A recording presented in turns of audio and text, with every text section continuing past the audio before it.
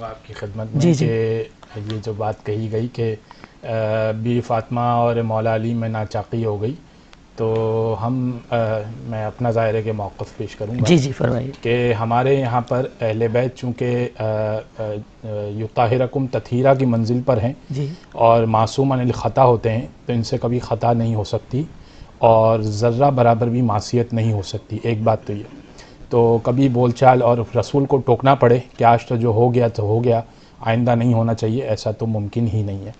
ایک بات تو یہ. دوسری بات یہ کہ یہ جو کربلا کی بات ہوئی کہ کربلا میں امام زین العابدین سے پانی مانگا گیا، پانی کربلا میں موجود نہیں تھا.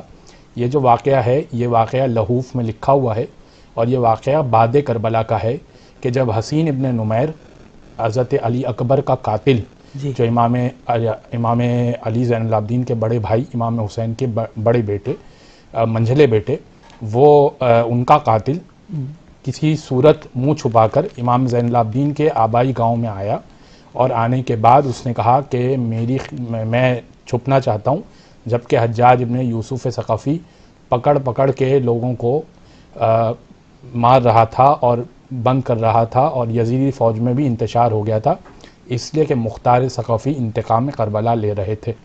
تو اب وہ حسین ابن نمیر نے 6 مہینہ امام زین العابدین کے پاس گزارے، اور جب وہ جانے لگا تو امام نے بڑا غلہ، بہت سارا غلہ یعنی اناج وغیرہ دیا.